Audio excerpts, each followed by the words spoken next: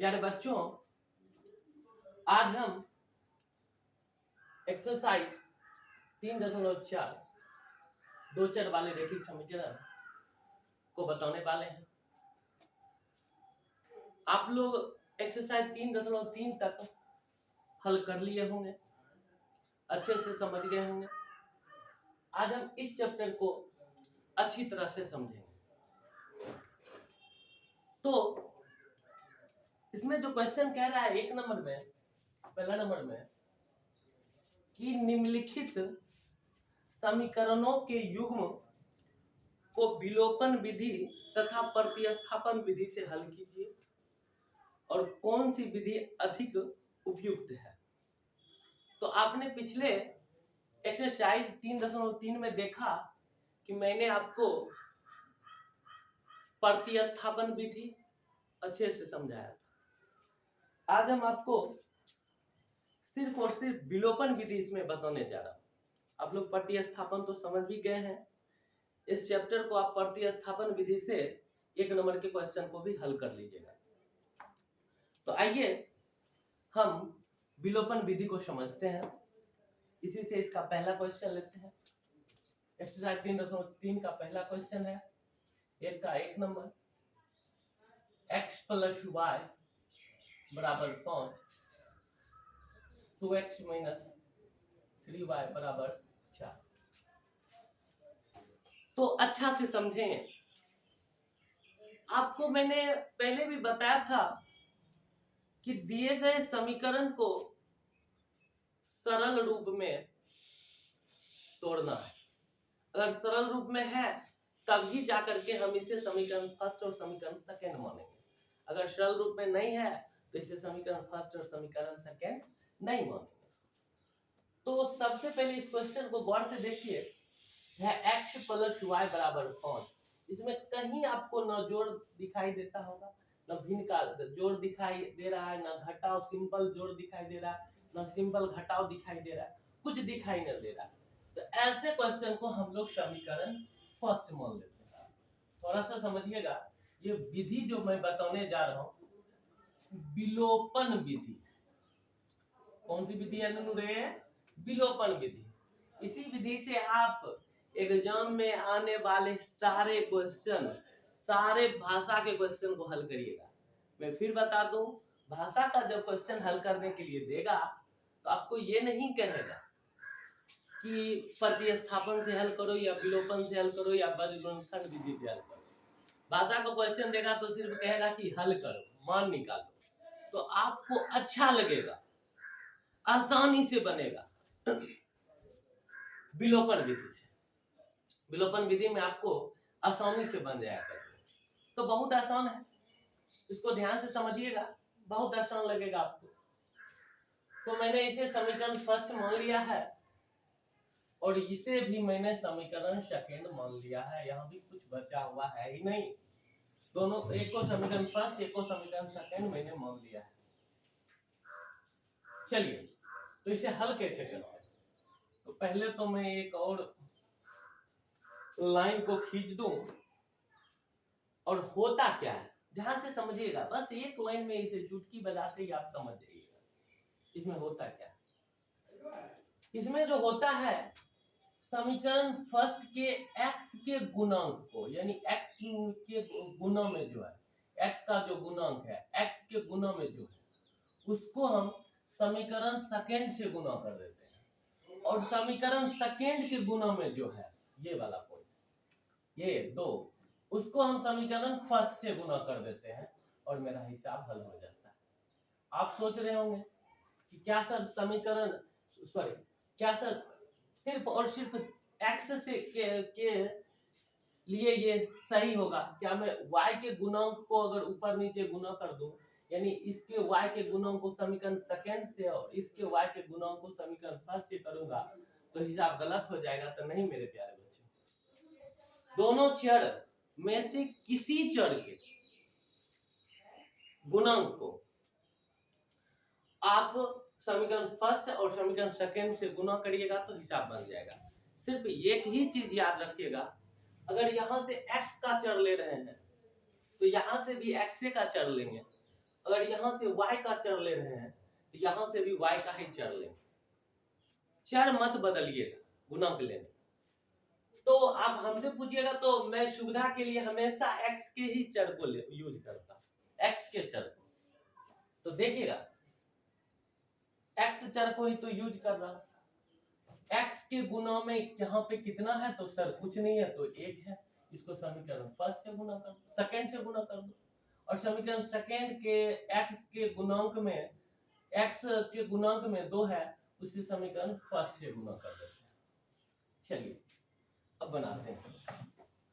पहले हमेशा याद रखिएगा चिन्ह को चिन्ह से, यहाँ पे कोई चिन्ह नहीं है तो प्लस है, यहाँ पे भी कुछ नहीं है तो प्लस है, प्लस प्लस तो प्लस ही रहेगा, x गुना 2 तो 2x, plus plus plus plus y गुना 2 तो 2y बराबर 5 दूनी 10, एक से करेंगे 2x माइनस 3y बराबर 4। देखिए अब यहां तक करने के बाद दोनों के चर के गुणांक को गुना करने के बाद x समीकरण फर्स्ट के x के चर को समीकरण सेकंड से और समीकरण सेकंड के x के चर को समीकरण फर्स्ट से गुना करने के बाद मेरे पास इस तरह का समीकरण आया।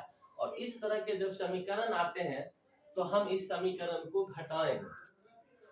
घटाएंगे तो हर एक नीचे वाले समीकरण का प्रत्येक का चिन्ह बदल देना, प्रत्येक पद का चिन्ह बदल देना। यहाँ 2x है, इसका चिन्ह प्लस है तो यहाँ पे हम माइनस यूज करेंगे, यहाँ 3y है, इसका चिन्ह माइनस है तो अब यहाँ पर प्लस यूज करेंगे, यहाँ 4 है, इसका चिन्ह प्लस है, अब यहाँ पर माइनस यूज करेंगे। तो देखिए अब होता कैसे है, बच्चे को ध्यान से समझना। अब ये ना ये अलग बट गया, अब इसके बारे में सोचो ही नहीं, ये अलग बट गया, ये अलग बट गया और ये अलग बट गया, 2 में से 2x में से 2x गया तो कट गया, 2y, यहाँ घटाव का भी चिन्ह है और जोड़ का भी चिन्ह है। तो अब इस घटाव के चिन्ह को तुम्हें कोई लेना देना नहीं है, आपको जो नया चिन्ह है इससे मतलब है 2y प्लस 3y बराबर हो जाते हैं 5y बराबर 10 में से 4 घट जाएंगे तो बच जाएंगे 6। अब y के गुना में 5 है, उधर जाएगा तो बट्टा में हो जाएगा, y बराबर 6/5, यही मेरा y का मान आ गया, y का मान आ गया 6/5। अब हम लोग कहते हैं y का मान समीकरण फर्स्ट में रखने पर,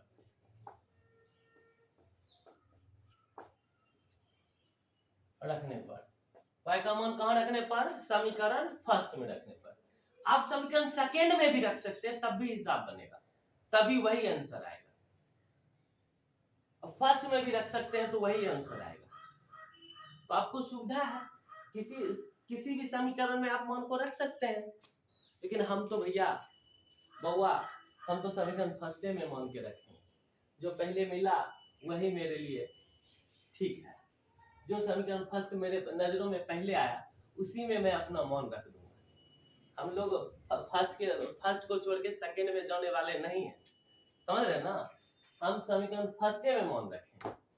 चलिए समीकरण फर्स्ट में रखते हैं, तो समीकरण फर्स्ट को पहले लिख देते हैं, x प्लस वाई बराबर 5।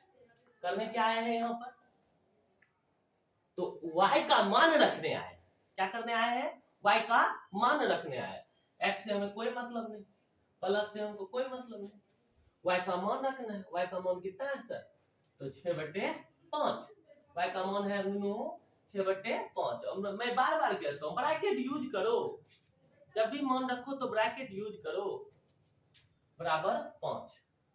बहुत बच्चे गलती करते हैं इस क्वेश्चन में, x ये प्लस प्लस प्लस 6/5 बराबर 5। अब आप ऐसा भी कर सकते हैं, अचर को डायरेक्ट उधर भी कर सकते हैं, अचर पद को तो उधर ले ही जाना है, x बराबर 5 माइनस 6/5 बट्टा में 1 करते हैं, 25 माइनस 6 1 गुना 5 5 बराबर 19 में से 25 में से 6 गया तो 19/5, जो x का मान आ गया, x का मान आ गया 19/5। तो आशा कर रहे हैं कि आप लोग को अच्छे से समझ में आ गया होगा। विलोपन विधि बहुत आसान होता है, फिर से एक बार समझिए। कर क्या रहे हैं हम, समीकरण फर्स्ट के x के गुणक को समीकरण सेकंड से गुना करना है, और समीकरण सेकंड के x के गुणक को समीकरण फर्स्ट से गुना करना है, और फिर 2 से इस पूरे समीकरण को और 1 से इस पूरे समीकरण को गुना करने के बाद बच्चे को दिमाग को स्थिर कर करके सोचना बारी बारी से। ये अलग एक जोड़ हो गया, ये अलग एक जोड़ या घटा हो गया, ये अलग एक जोड़ या घटा हो गया।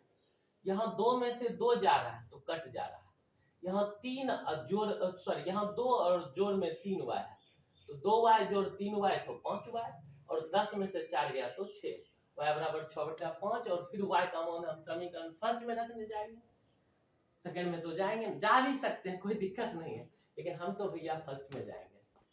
चलिए x + y बराबर 5, और y का मान जब भी मान रखेंगे तो ब्रैकेट में रखेंगे, और जब ब्रैकेट में रखेंगे तो एक बार गुना करना है किससे, तो ठीक इसके बगल में जो है प्लस प्लस तो प्लस, 6/5 वैसी है, प्लस में उधर गया तो माइनस, भिन्न का घटा हो गया, कोनिया गुना कर देते हैं हम घटा में, और मेरे पास x का भी मान आ गया है।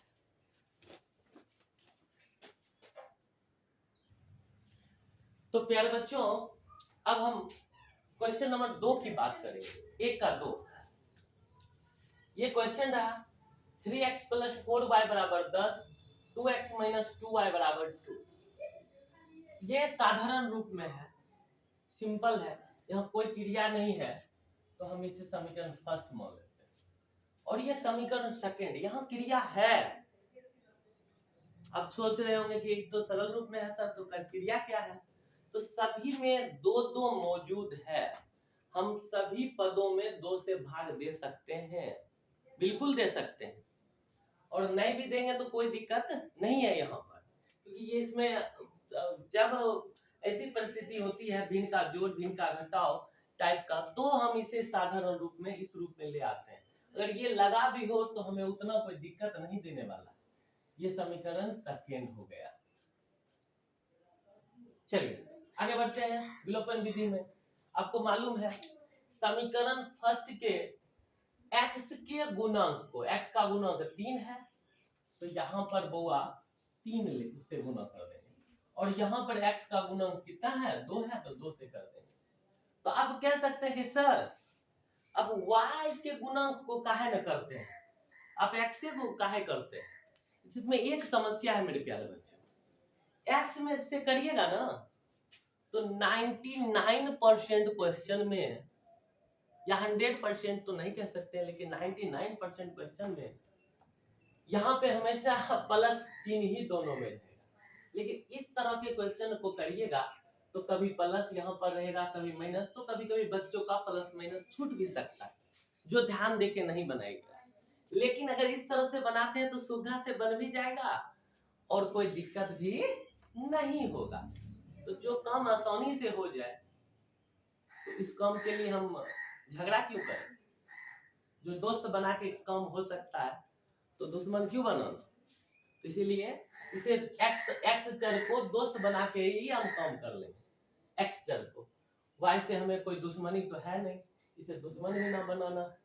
तो चलिए फिर से इस 2 से गुना जब करेंगे, 3 दूनी 6x प्लस 4 दूनी 8y = 20, 3 दूनी 6x माइनस 6y = 6। चलिए अब चिन्ह बदलने की बात आती है, यहाँ प्लस है तो माइनस, माइनस है तो प्लस, प्लस है तो माइनस। 6x में से 6x चल कट गया, 8y अब 8y अब प्लस 6y 14y, और 20 में से 6 घट रहा है, घटाव का चिन्ह है, यहाँ भी 14, y बराबर 14/14 करके कितना आ गया मेरे प्यारे बच्चों, 1 आ गया। और फिर इस y के मान को हम समीकरण फर्स्ट में रखने जा रहे हैं। y के y का मान समीकरण फर्स्ट में और रखने पर, y का मान कहाँ रखने पर? समीकरण फर्स्ट में रखने पर। तो मेरा समीकरण फर्स्ट क्या है? तो मेरा समीकरण फर्स्ट है 3x प्लस 4y बराबर 10। 3x प्लस 4 और y का मान रखने आए थे तो y का मान देख लेते हैं कितना होता है। 1 बराबर 10। 3x plus plus plus plus 4 गुना 1 4 बराबर 10। 3x बराबर 10 माइनस 4। 3x बराबर 6। x बराबर 6/3। 3 दूनी 6। x का मान कितना आ गया मेरे प्यारे बच्चों? तो 2 आ गया। उम्मीद है कि 2 नंबर भी आपको समझ में आ गया होगा। उतार ले। ये क्वेश्चन नंबर 1 का 3। प्यारे बच्चों, ये क्वेश्चन को आप ध्यान से देखिए तो मैं जिसे सरल रूप मानता हूं उस रूप में ये नहीं है। आप ये कह सकते हैं कि सर इसमें भिन्न का जोड़ घटाव भी नहीं है, लेकिन फिर भी नहीं है। मैं उसे सरल रूप में मानता हूं बराबर वाले हिसाब में, समीकरण वाले हिसाब में, कि बायां तरफ जो है उसमें चर लगा हुआ संख्या हो और दाहिना तरफ है जो अचर हो, केवल उसमें चर मौजूद ना हो। हम इसे सरल रूप मानते हैं। या भिन्न का जोड़ हो तो उसे पहले हम एक इक्वेशन में ला देते हैं, एक समीकरण में ला देते हैं, भिन्न का जोड़ को खत्म कर देते हैं, तो उसे हम सरल रूप मानते हैं। तो ध्यान से समझना। 3x माइनस 5y, अब ये -4 को हम दाहिने तरफ ले जाएंगे। बराबर में क्या हो जाएगा मेरे प्यारे बच्चों? 4। और 9x प्लस 2y है, इसे -2y मान लेंगे। उठा के इधर बायां तरफ लाएंगे तो -2y हो जाएगा और +7 तो मेरा वैसे ही रह जाएगा। तब इसे हम समीकरण फर्स्ट और इसे हम समीकरण सेकंड मानेंगे। अब वही काम करना है, इस x के गुणांक को इससे गुना कर देना और इस समीकरण सेकंड के x के गुणांक को समीकरण फर्स्ट से गुना कर देना। तो थोड़ा सा यहाँ पे देखना मेरे प्यारे, अभी तक उस तरह का कंडीशन नहीं आया। अब यहाँ जो देख रहे हैं ये 3 से 3 तिया 9 कट जाएगा तो हम इसे काट देंगे तो मेरा और भी हल करने का तरीका जो है आसान हो जाएगा और मेरा हल आसान हो जाएगा। अब यहाँ तो मुझे यही होगा कि इस 3 को इससे गुना, समीकरण फर्स्ट से गुना करना है तो 9x माइनस 15y बराबर 4 तिया 12। सभी पद में गुना करना और यहाँ 1 है तो कोई फर्क ही नहीं पड़ता है, 10 का 10 उतार दो और आपको चिन्ह तो बदलना ही है। प्लस का है तो माइनस, माइनस का है तो प्लस, प्लस का है तो माइनस, ये तो कैंसिल हो गया। बहुत बच्चा को यहाँ बनता नहीं है। पूरे बिहार बोर्ड में और मेरे जो क्लास में जो 70-80 बच्चे हैं उसमें से यही मैक्सिमम बच्चों की समस्या है कि सर माइनस प्लस गलती करके हिसाब को गलत करके चलाते हैं, सिर्फ माइनस प्लस। और इस भूत को भगाना बहुत जरूरी है। मार्क्स नहीं आते हैं गणित में बच्चों को, उसका एक सबसे बड़ा कारण है कि बच्चा को इतना न डराया जाता है कि गणित इतना ऐसे है वैसे है, इतना भारी है। और हम कहते हैं कि जोड़ घटाव जिस बच्चों को आता होगा उसके लिए किसी भी क्लास का गणित कोई दिखते नहीं होगा। तो जोड़ घटाव का भूत आपको उतारना पड़ेगा, किसी भी हाल में जोड़ घटाव का भूत उतारना पड़ेगा। आपको उतारना है जोड़ घटाव का भूत। तो अब देखिए यहाँ पे -15 और यहाँ पे +2 है, इस माइनस के चिन्ह से हमें कोई लेना देना नहीं। तो एक में माइनस एक में प्लस हो तो आपको घटाना पड़ेगा। 13 में से 2 को 15 में से 2 को घटाना पड़ेगा तो 13 हुआ आएगा और बड़े अंक का चिन्ह लगाना। बड़ा अंक 15 है तो इसका चिन्ह माइनस। और यहाँ पे हो गया 12 में से 7 गया, 12 में से 7 गया तो 5। y बराबर 5/-13 या -5/13, कुछ भी आप लिख सकते हैं, कोई दिक्कत नहीं है, कुछ भी आप दे सकते हैं, या तो 5/-13 लेंगे या -5/13 ले सकते हैं। अब फिर वही काम y का मान समीकरण फर्स्ट में रखने पर, अब सेकेंड में भी रख सकते हैं, लेकिन हम नहीं जाएंगे। आपको जाना है तो जाइए, सेकेंड में भी रख सकते हैं, लेकिन हम तो फर्स्ट में रखेंगे। क्या है फर्स्ट? 3x - 5y बराबर 4। 3x - 5y बराबर 4, यह था समीकरण फर्स्ट। क्या करने आए हैं? तो y का मान रखने आए हैं। 3x - 5 y का मान है -5/13। देखिए -5/13 या 13/-5, कुछ भी डाल सकते हैं, बराबर 4। 3x माइनस प्लस 25 13 बराबर 4। अब देखिए, अब चर है, अचर है, ये अचर को तो उधर कर ही देंगे। 3x बराबर 4 - 25/13। 3x बराबर, इसमें भी बटा 1 लगा देते हैं, 13 13 चौका 52 और -1 गुना 25 25। 3x बराबर 52 में से कितना घटेगा? तो 25 घट जाएगा। 52 में से 25 घट जाएगा, घटाते हैं।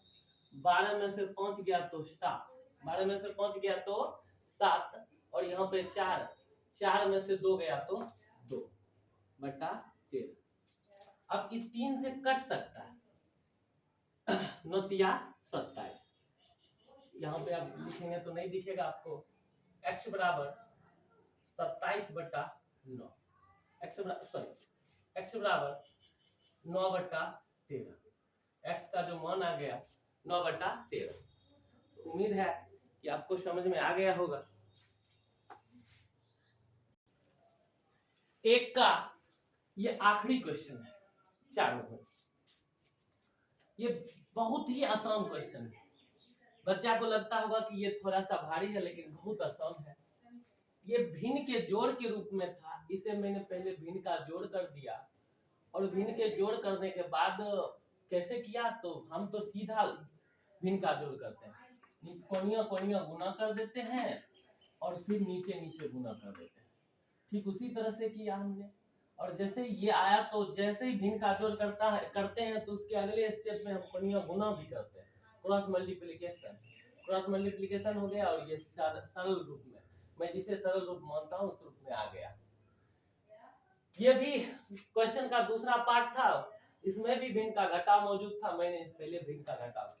अब दोनों समीकरण को एकत्रित किया तो यहाँ पे गुना करने का कोई काम ही नहीं बचा, क्योंकि इसका भी गुणांक 3 था और इसका भी गुणांक 3 था। मान लिया जाए x के गुणांक को समीकरण फर्स्ट के गुणांक को समीकरण सेकंड से गुना करें, और समीकरण सेकंड के गुणांक को समीकरण फर्स्ट से गुना करें, तो 3 आएगा। और इस 3 को 3 से कट जाएगा, तो कुछ गुना ही नहीं है। 1 से गुना तो कोई फर्क ही नहीं पड़ने वाला था। इसको प्लस को माइनस, इस माइनस को प्लस, इस प्लस को माइनस कर दिया। 3x से 3x कट गया, 4y + y 5y बराबर, दोनों में माइनस था तो जोड़ दिए और -15 आ गया। और गुना में 5 था तो इधर आया तो बटा में 5 3 15, y का मान -3। y का मान समीकरण फर्स्ट में रखे तो x का मान हमारे पास x का मान कितना गया, तो 2 आ गया। उम्मीद है कि 1 नंबर आपको अच्छे तरह से समझ में आ गया होगा। इस वीडियो में बस इतना ही। इसका 2 नंबर नेक्स्ट वीडियो में मैं आपको बताऊंगा।